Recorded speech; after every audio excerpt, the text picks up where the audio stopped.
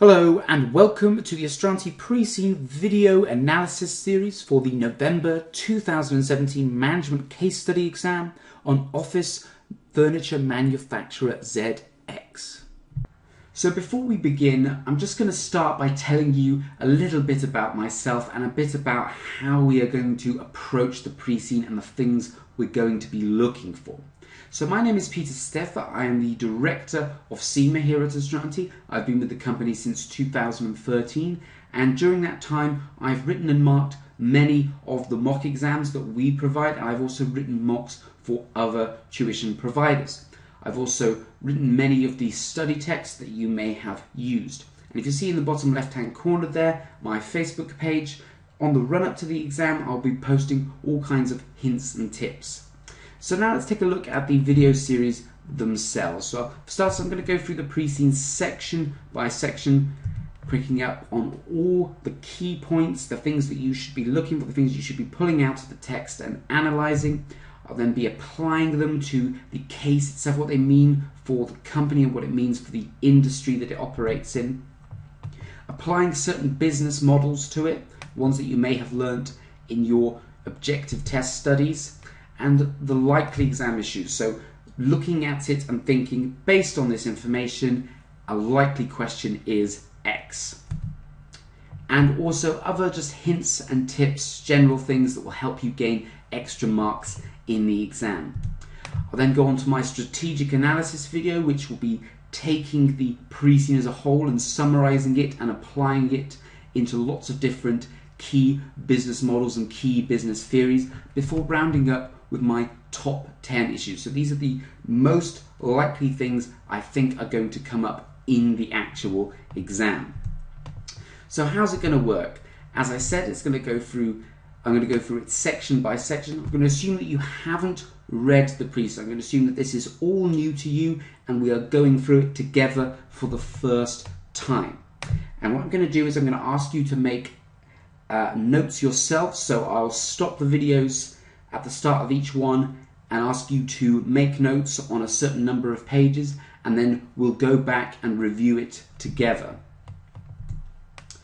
And as I've said, at the end we'll go through a full strategic analysis and top 10 issues.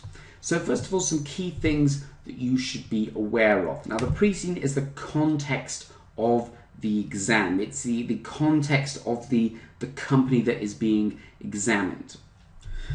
The background information, as it were. So once you've read the pre-scene, this should all be forming a foundation in your mind, and when you go into the actual exam, all the unseen questions that come up in the actual exam, you should be answering them based on this base context from the pre-scene.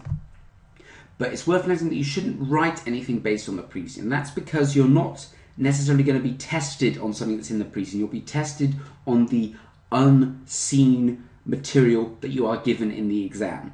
If that unseen material is nothing to do with the material in the pre-scene, then you shouldn't be using the pre-scene material to answer the question. You must always use the unseen material.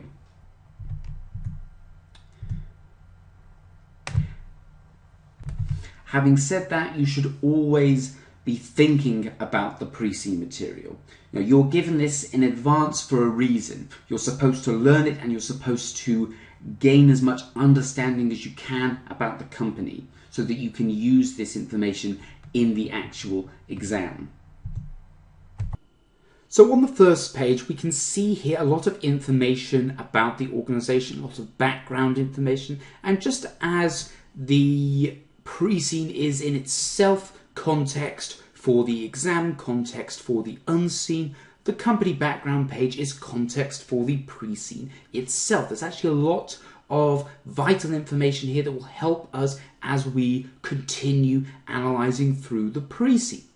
So we can see first of all here that the role that you're playing is a finance manager at ZX Office Furniture. Now those of you who have read the script, read the preamble provided by CIMA regarding the management case study exam will know the kind of role that we are expected to play. We are a finance manager. And what that means is that we're going to be reporting directly to the head of finance, the senior managers at ZX, who in turn will report to the board. And in other cases, we may be reporting directly to the board ourselves. And what this means is we need to think about the kind of information we need to be providing them. We're no longer operational level employees, and therefore we need to be providing information that allows the board members to make decisions. And what that means is it's not simply a case of stating the facts. We need to be analysing the facts, analysing what this means for the organisation and providing recommendations for them going forward. In short, we can't just be thinking about the short-term impact. We have to be thinking strategically. We have to be thinking in the long run. And therefore, we need to also bring in stakeholders, we need to bring in risk management, we need to bring in financing and financial management decisions and implications into any recommendation that we provide. And this is, of course, how CIMA ties in all the various theories, all the various things that you have been learning throughout your E2, P2 and F2 exams. And that's where you get your integration marks as well. And so you should be keeping these things in mind as you go about analysing the pre-scene, as we continue analysing the pre-scene. It's not just about looking at the immediate impact. We have to think about the long-term effect on our stakeholders, what risks might there be in anything that we recommend, and also how are we going to finance them. And also whether or not the company has an effective financial strategy. Are they using the finances at their disposal effectively? Is there good liquidity in the organisation? Is there a high debt to equity ratio within the company?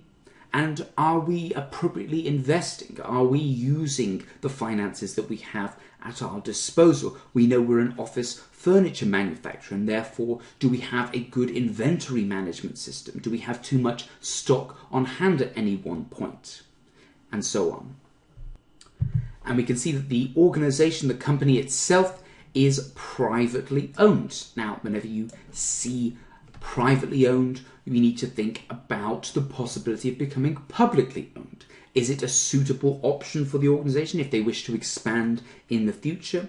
Obviously, there are advantages and disadvantages to being both privately and publicly owned. Publicly owned means that we can raise a lot of additional finance that allows us to expand, but of course it means we have to then abide by stricter rules and regulations. We also have to give up control of the organisation to shareholders who perhaps will have different ideas about where the company needs to be going than the current board of directors do. And ZX is a company that specialises in the development, production, supply and fitting of high quality office furniture. So it's not a case of it just designs it, or it just produces it, or it just fits it as other companies may do. It does all of those things. Now, this may be a unique selling point of the organisation to its various clients in that it creates bespoke products and carries them through every single stage from development to the final stage where it's fitted in the client's office or client's building, whatever it may be.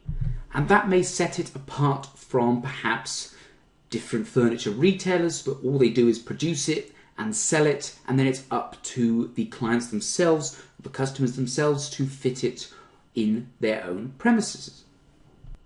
And so there are a few implications here for the organisation, for ZX. We need to think about how these different departments are going to relate to each other. Communication will obviously be very important here, and also things like transfer pricing. Are costs then passed on to different departments? Does the development department of the organisation create the product, and then when it's passed on to the production side, do the production side need to, in a sense, pay the development side for that, and then again onto the supply and fitting side? And transfer pricing obviously has implications for the various managers of these different departments, because obviously the organisation as a whole is going to benefit, but if the, say, the production department is unfairly being charged with a lot of the costs of the development department, and they're not receiving any revenue from the supply and fitting department? Is that going to make the production manager look like they're not running their department efficiently? And another key phrase here is this phrase, high quality office furniture. And so that makes you think of various strategy models, such as Porter's generic strategies, when we think about how the organization is going to compete. If they're producing high quality, does that mean that they are setting themselves apart from other furniture manufacturers by producing the best possible things, the most bespoke possible items for the various clients, rather than just merely producing a very generic piece and trying to sell it at the cheapest price? In a sense, they're going after the diversification market, the differentiation market, rather than trying to compete on cost, trying to be a cost leader. And this may be very important given the nature of the industry, given the size of the industry. When we think of all the various different organizations in the world, in the real world, that operate within this industry, companies such as Steelcase, Kinnarps, Vitra Holding, and Herman Miller. And they sell these products to a wide range of corporate clients. So this will be major organizations that have offices, rather than perhaps individual consumers who will go along to a retailer such as IKEA to buy one or two bits. This will be deals, contracts for entire office fittings at a time. And so what this means is that the customers, the buyers for the organization, are likely to have a lot of power, because there are a lot of various different furniture manufacturers, and they are likely to rely on certain corporate clients for a substantial amount of business. Multi-million $1 businesses, contracts at a time.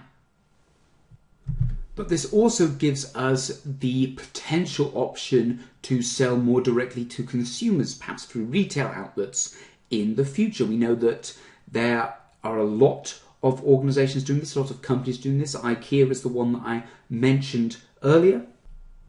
And we know that this is a big market, particularly at the moment, given that more people are working from home, given the gig economy, as it's called, where more people are needing home office fittings. And therefore, there's more potential, there's growth in this particular area, which is something that ZX could consider in the future.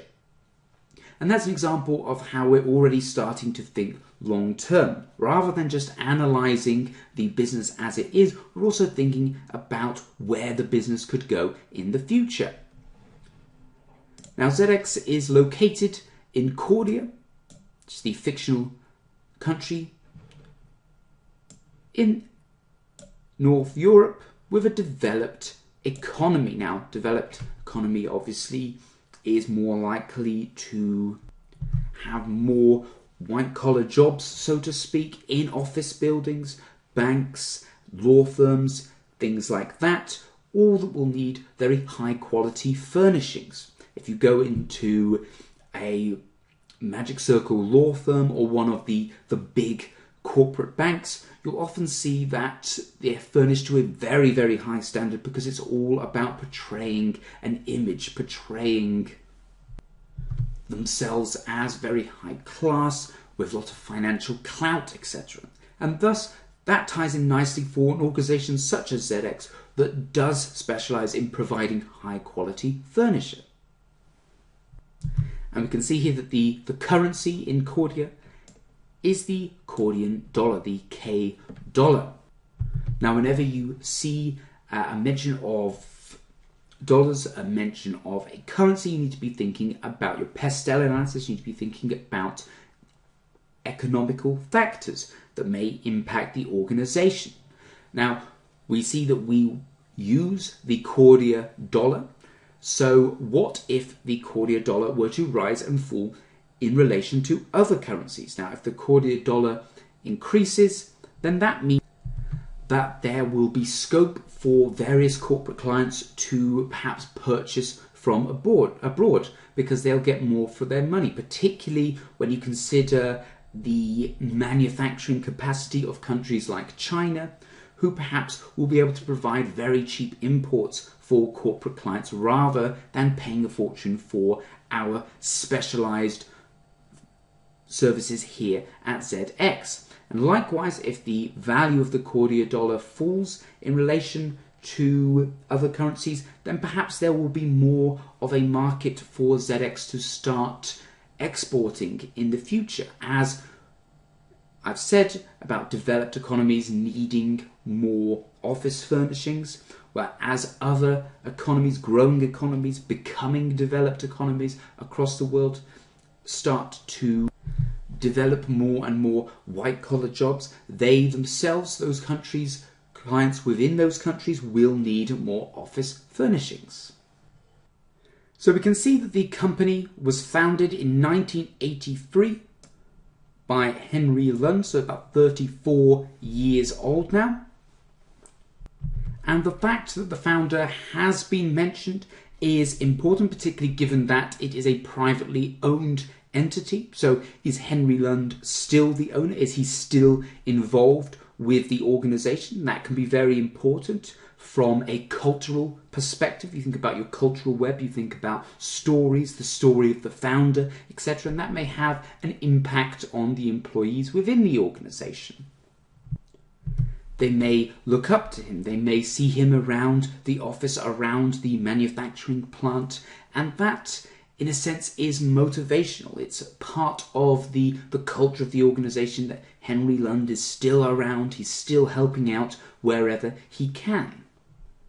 And it also has an impact on the business as a whole. If it's a privately owned entity, founded and run by Henry, then he's likely to want to do what is best for the business in the long term. This, of course, is different from a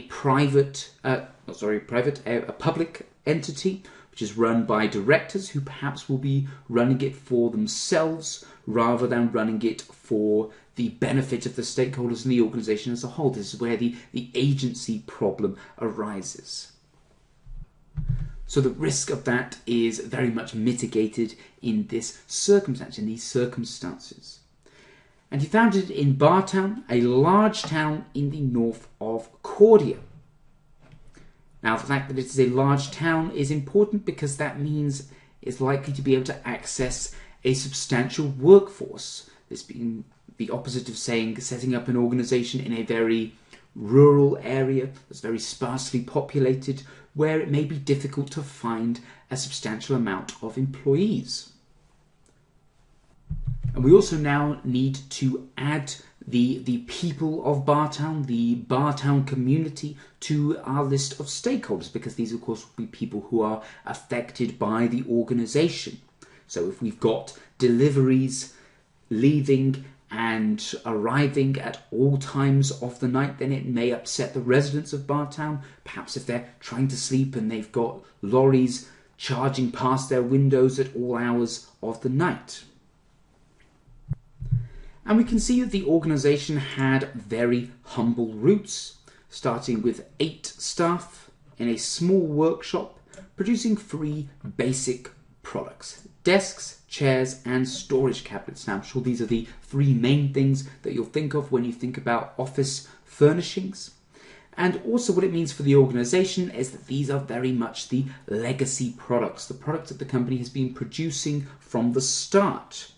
And these are likely to be very mature, both in the market themselves. The market for desks, chairs, and storage cabinets is mature, and also from our perspective, it's something that we've been producing for a long time, compared to, say, newer, more innovative products that have been released more recently. And after a few successful years, the company moved to a larger premises. And as it hasn't mentioned that we've moved away from Bartown, we can assume this is still within the Bartown area, to a workforce of 15. And since then, it's grown into a multi-million Cordia dollar business. And this, of course, means that it has more money to invest in growing, which in turn will lead to more revenue, which in turn leads to more money to invest to grow, and so on. And we can see here that in 1992, so merely 9 years after it was originally founded, they were able to invest in a new $7.1 million manufacturing plant on a new site which is still close to Bartown, so we can still consider the residents of Bartown to be stakeholders of the organisation, and also we can still rely on that pool of employees from the large town to staff our organisation, with easy access to major motorways and rail networks. Of course, this means that we can now, or they could now, look at selling all across Cordia more easily, more efficiently, because of the benefits of being close to the motorway and rail networks. So we have better logistics, more efficient logistics now. And that's a way in which we can add value to our clients because we can cut costs on our logistics. And the larger purpose-built plant will also allow us to produce more efficiently. It will allow us to take advantage of economies of scale by building in greater quantities. And this is particularly evident from this next sentence here. A new machinery was purchased in 2010 that allowed for more streamlined and cost-effective production. But it also allowed ZX to reduce its environmental impact, which of course these days is very important. If you look at issues with the environment, issues with global warming, with carbon footprints, it's considered part of a company's corporate social responsibility strategy to reduce its environmental impact. And this can also be a selling point as the average consumer, the average client, and so on is becoming more and more conscious, socially conscious of these sort of issues. And if we look back earlier on this page, we saw about how we have major corporate clients, and now these corporate clients may themselves undertake supplier audits to ensure that the suppliers that they're using are taking steps to reduce their environmental impact, and that may affect the clients that they use. And so thus we have an additional selling point here for the organization. And as it currently stands, the manufacturing plant covers 150,000 square meters and employs over 150 people in total. Now, when we have this amount of employees, we need to be thinking about human resources. We need to be thinking about health and safety, given that there's that many people under our employ. And also we need to think about whether they are unionized. And if they are unionized, then they become much more of a significant stakeholder to the organization because they can have such a much more of a significant impact on the organization. And in fact, if they didn't have a good human resources strategy or an effective and efficient human resources department, then that would be considered a weakness of an organization of this size. So before we move on, we can see that we've already got a lot of information. There's only 3 small paragraphs on this page, but we've already got a wealth of information that we can apply to the rest of the pre-scene going forward.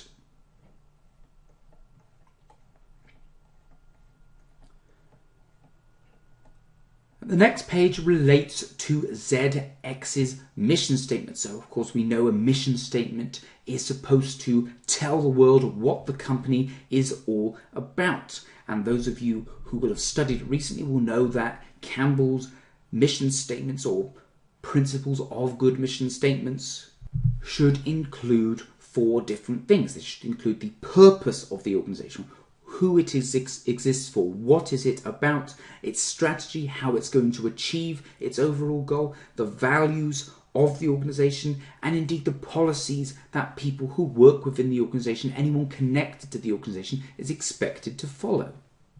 And so what we can do now is look at their mission statement and also look at their core competencies, which come after the mission statement, and see how they tie back in with Campbell's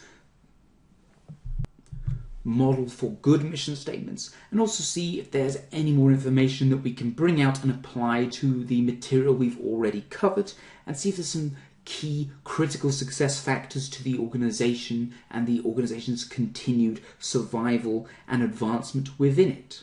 So their mission statement is: we are committed to offering the very best in office furniture design and excellence in customer service. So already we can see how several of those components of good mission statements are met here. So we are committed to offering the very best. That's how they go about competing. They compete by offering the best, better than their competitors, in office furniture design. That's their purpose, why they exist. They exist to provide designs and office furniture, the best designs, the best products in office furniture, and excellence in their customer service. This ties to their values, what they appreciate, what they want the employees of the organization to appreciate as well.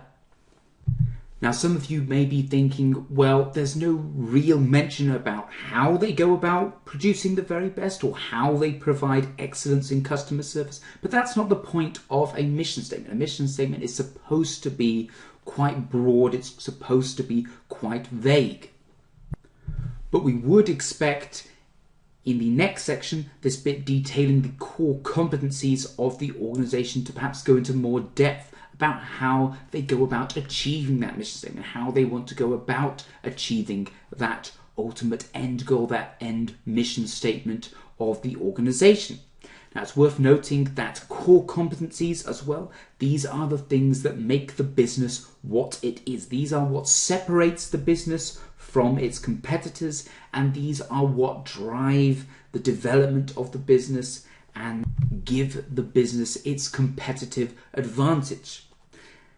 And now, something that you must be aware of is that core competencies are generally considered, or are considered, things that should never be outsourced. These are things that are integral to the business itself, how the business operates.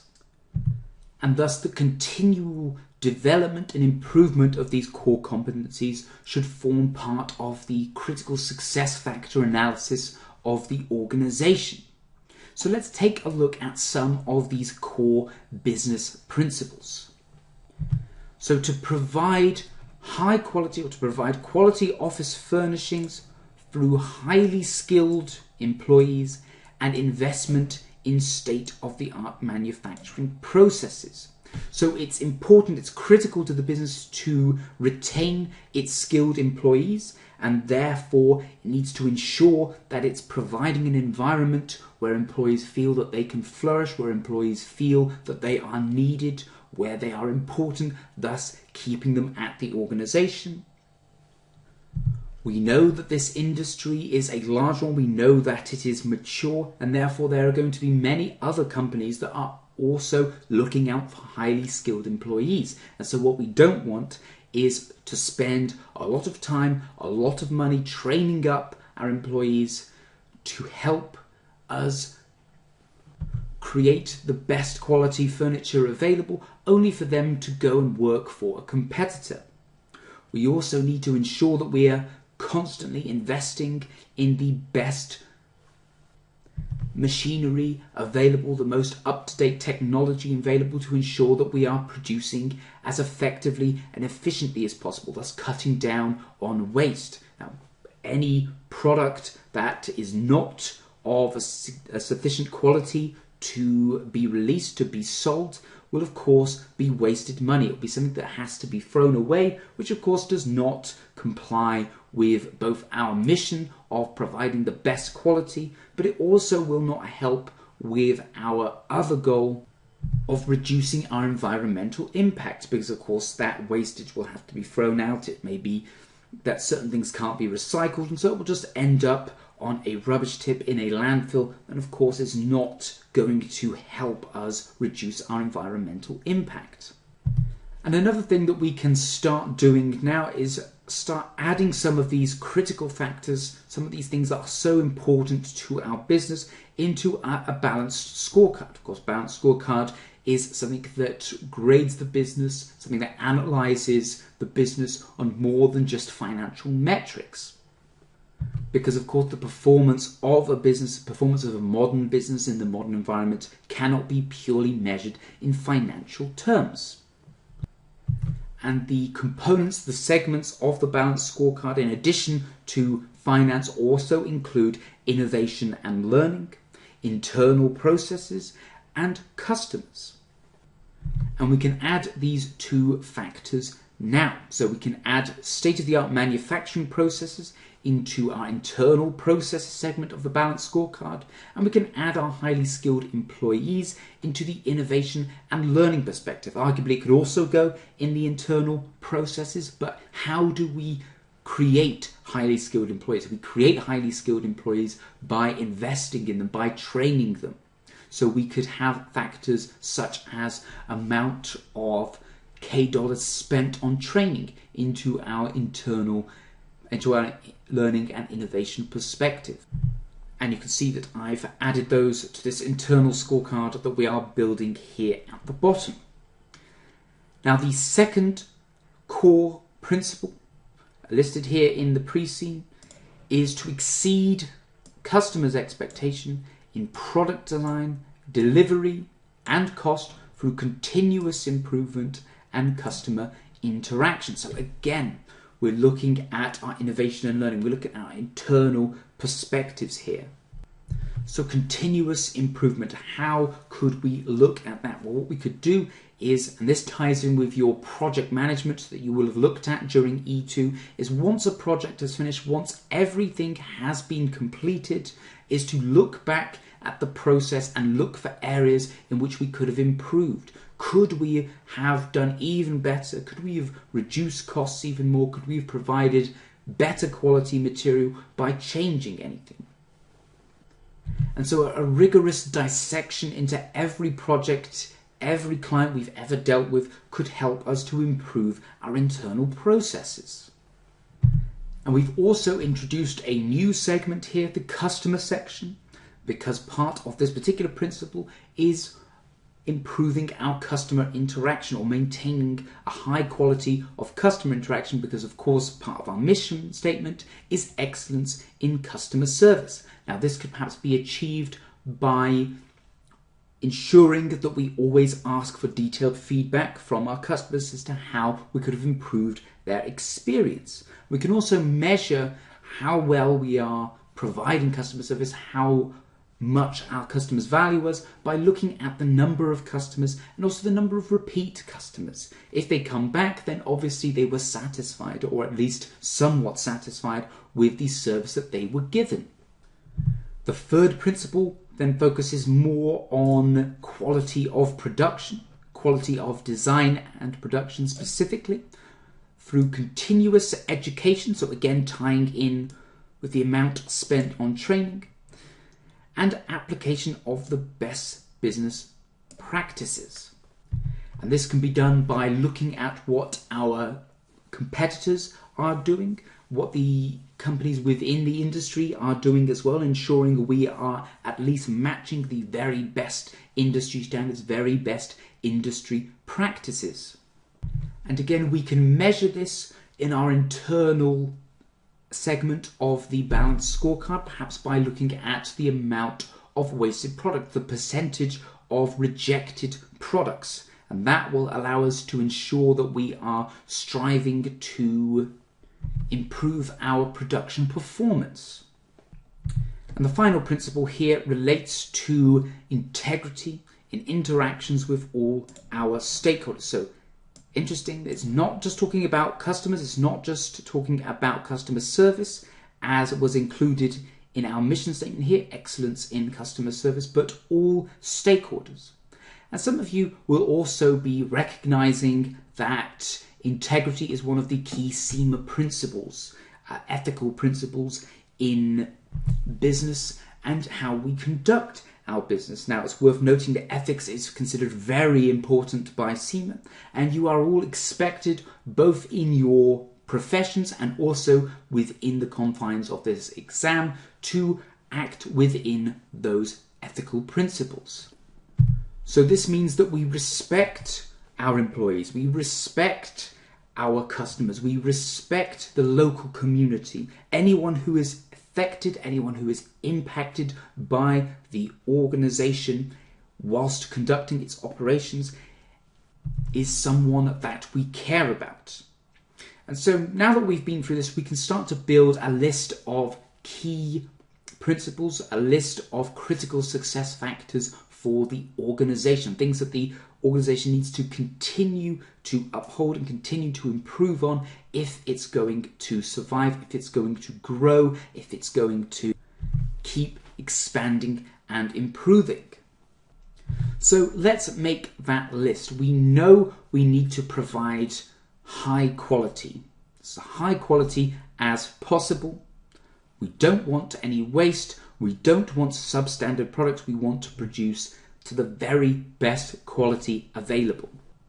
We know that we need highly skilled employees who are continuously educated and continuously taught how to improve on the job that they are doing, so that we can provide the best standard, the best service possible to all our valued clients. And all of these critical success factors, along with the fourth principle, the fourth competence given here by the precinct, also leads to us to add stakeholder management to one of their critical success factors. Now, what this means for the organization is that when we are analyzing through the rest of the precinct, also when we're analyzing the unseen information in the exam, is we need to keep these various factors in mind. If we are given perhaps a project that goes against some of the critical success factors of the organization, or something that risks breaching some of those success factors, breaching some of those principles of the organization, we need to be thinking about rejecting them because they are not within the competencies of the business. It also means that things that don't fall into these particular categories, these particular principles, could potentially be something that we outsource, something that we get someone else to do, to an outside contractor, for example.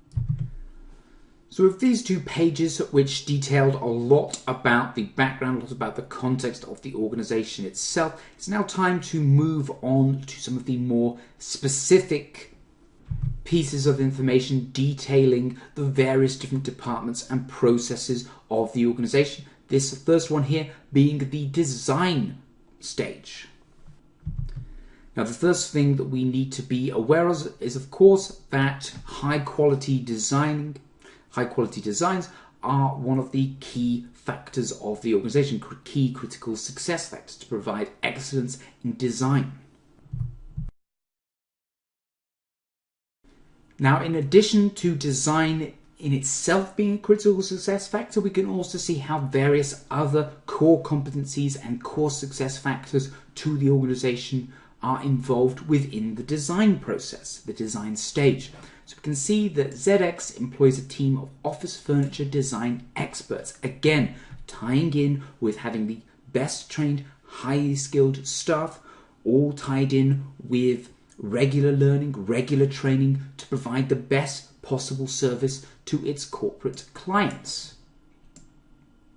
We can see that they use a two-dimensional office spatial planning services model and also a three-dimensional computer-generated office visualization service. So, things that we can read into this is, where do these services come from? Are they softwares that they've designed themselves, or are they softwares that they have procured from various software providers?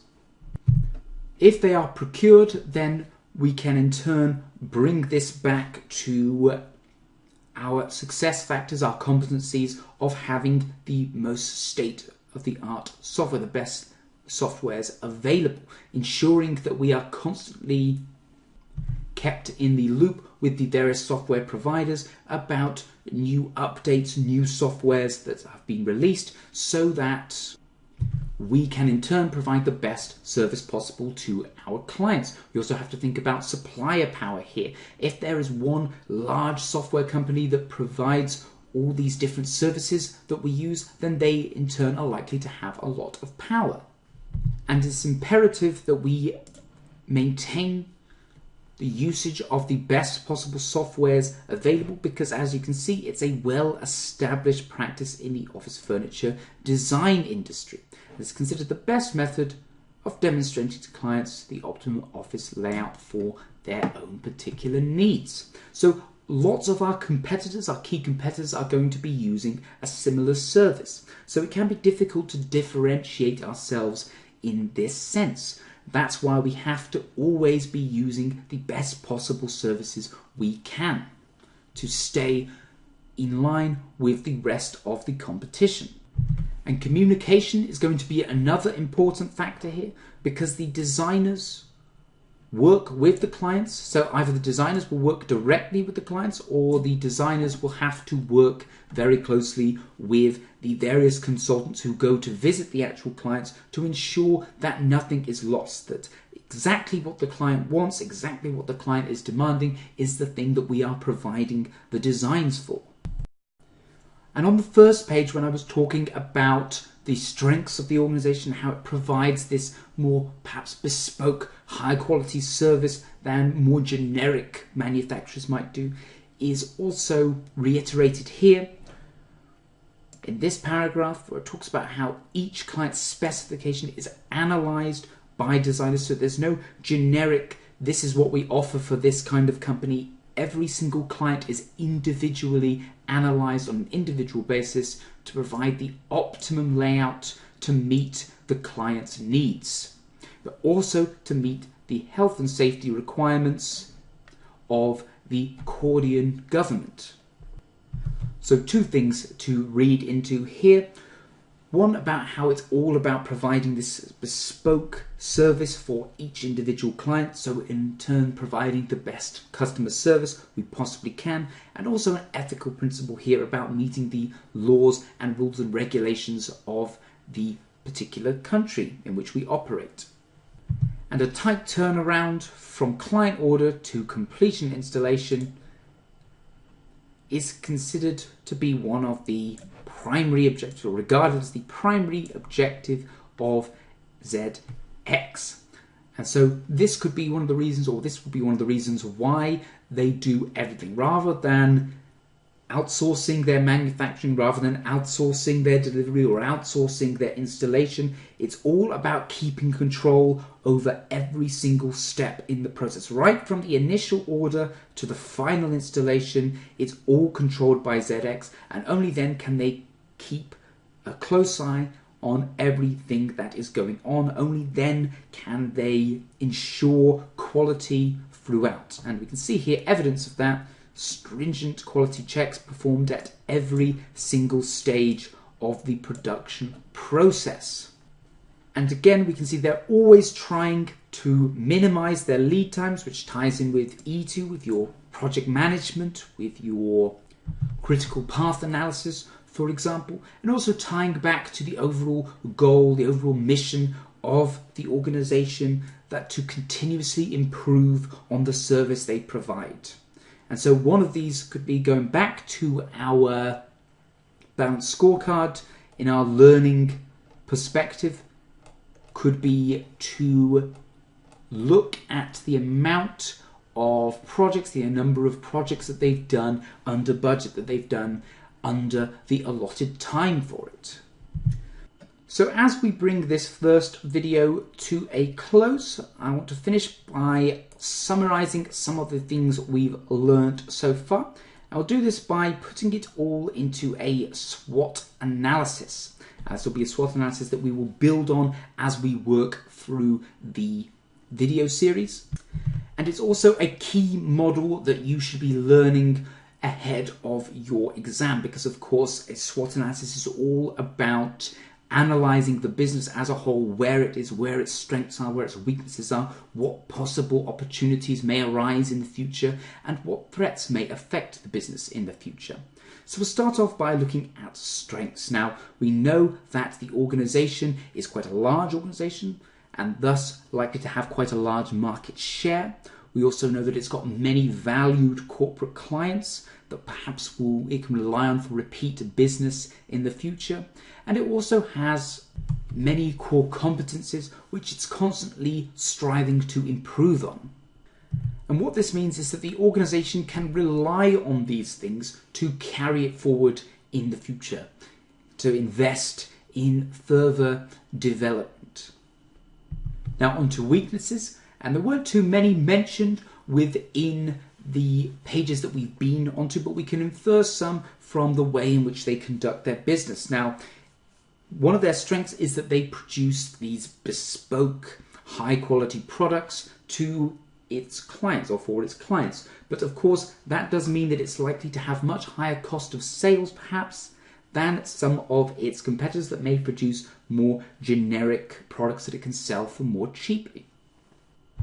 And another weakness that we can infer for the moment, although we may be proven wrong as we proceed through the pre-scene, is that we've spoken a lot about the importance of learning, the importance of training, the importance of staff retention, and also about the number of employees who are employed by the organization. And yet there's been no mention of any kind of human resources department as of yet, or how it goes about ensuring that it retains its employees, ensuring that it trains its employees. And we'll finish by looking at opportunities and threats. Now, there is not too much to go on this at the moment, because of course we've only been talking about the background of the organization, the context of the organization. Opportunities and threats will become more apparent as we go through. But of course, certain opportunities that we've brought up already is the growth of the business to consumer market for office supplies, particularly with a lot more people working from home, and the success of retailers such as IKEA. And we've also spoken about the threat of cheap imports, particularly by countries such as China and India that are becoming more and more developed, producing a lot more of these sorts of things cheaply and effectively.